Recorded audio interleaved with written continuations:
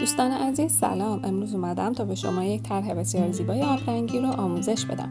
ترکیبی از گل‌های پیچک کاغذی که برای تزیین روی نمای ساختمون استفاده می‌کنم و جلوه بسیار زیبایی داره. اول از همه از شما عزیزان میخوام کانال یوتیوب من رو سابسکرایب کنید و با لایک و کامنت از من حمایت کنید.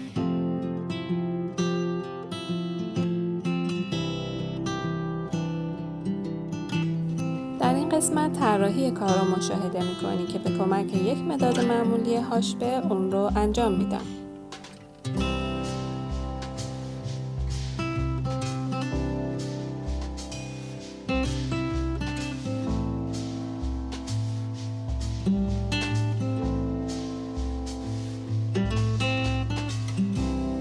مرحله بعدی میریم سراغ ساختن رنگ‌ها. ترجیحاً رنگ‌ها رو غلیظ بسازید تا بتونیم به کمک آب اون رو به غلظت مناسبی که می‌خوایم برسونیم. در مورد غلظت رنگ‌ها ویدیویی تهیه کردم که لینکش رو براتون میذارم. قبل از اجرای این کار میتونید اون رو ببینید.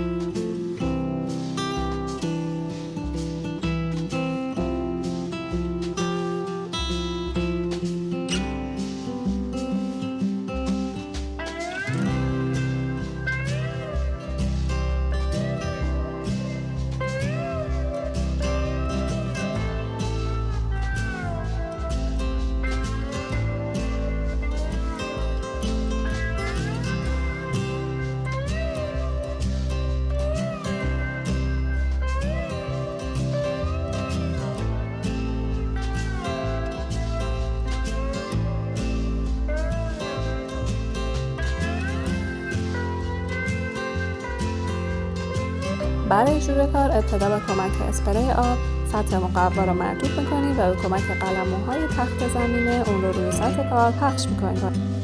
در مورد انواع قلمو و کاربرد اونها ویدیویی براتون تهیه کردم که میتونید مراجعه کنید. سپس به کمک قلموهای شمشیری و رنگ‌هایی که ساختیم رنگ زمینه رو اجرا می‌کنیم.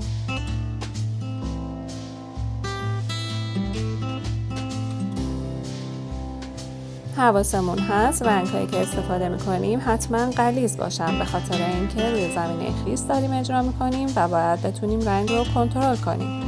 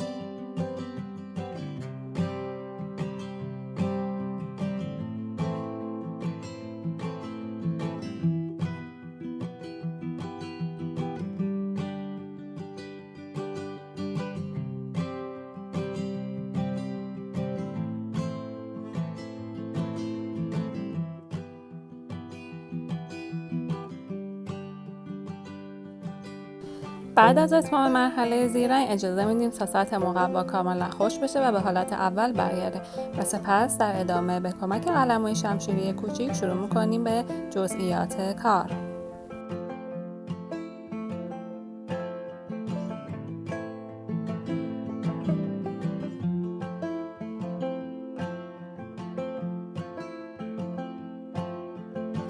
در این مرحله به کمک سطح باریک قلمو شروع میکنیم به رنگ گذاری. رنگ ها رو کمی رقیق میکنیم و بعد اون رو روی سطح مقوا اجرا میکنیم. هر جایی هم خواستیم که پرسپکتیو رنگی و حجم رنگی رو ایجاد بکنیم، رنگ دوم رو نسبت به رنگ اول غلیظ‌تر اجرا میکنیم.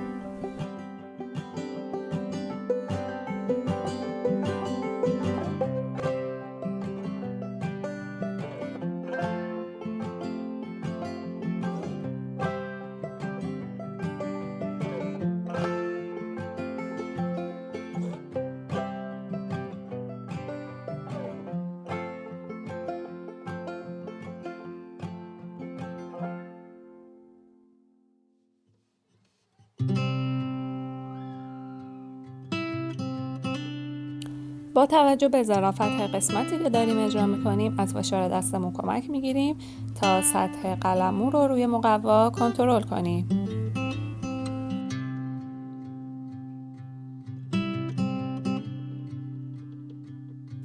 برای جلوه بیشتر گلها، قسمت‌های زیرین اون رو با رنگ‌های سبز تیره اجرا میکنیم.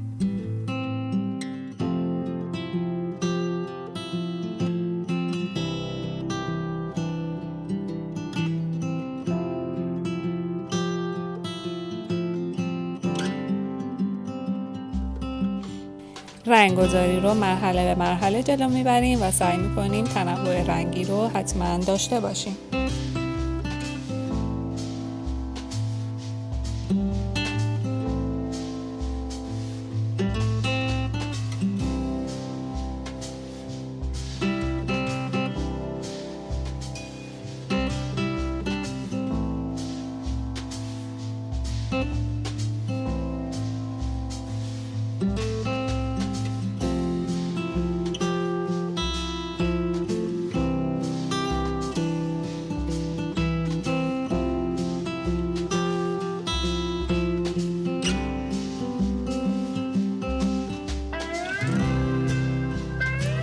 بعد از اجرای گل‌ها میایم سراغ اجرای دیوار. در این قسمت به کمک تاج قلم لکه‌های کاملا واضح رو روی کار میذاریم. رنگ‌ها رو رقیق استفاده میکنیم تا خیلی پررنگیده نشه.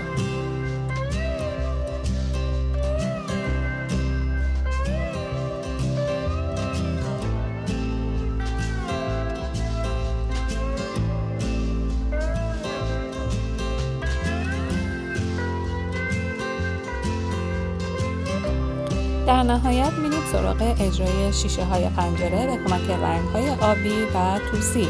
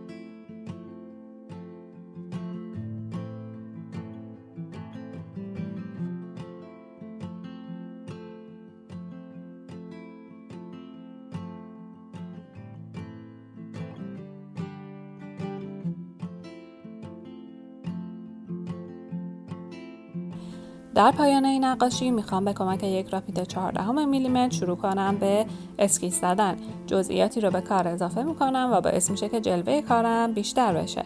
برای آموزش راپید در ویدیوهای بعدی حتما اطلاعاتی رو به شما عزیزان ارائه خواهم داد.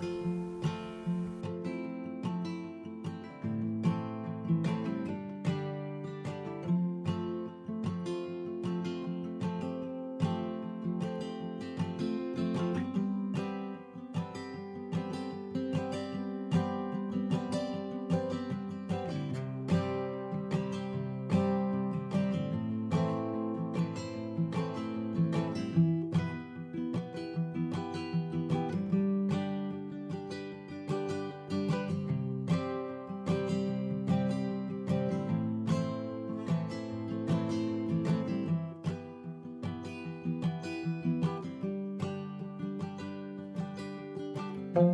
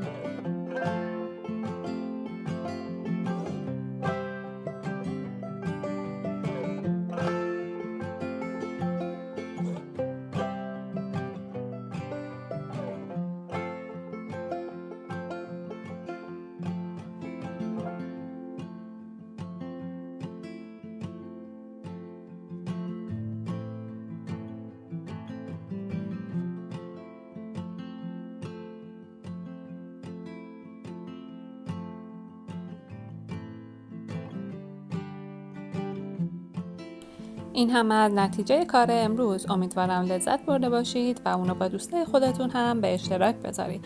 ممنونم از اینکه تا پایان ویدیو همراه من بودید.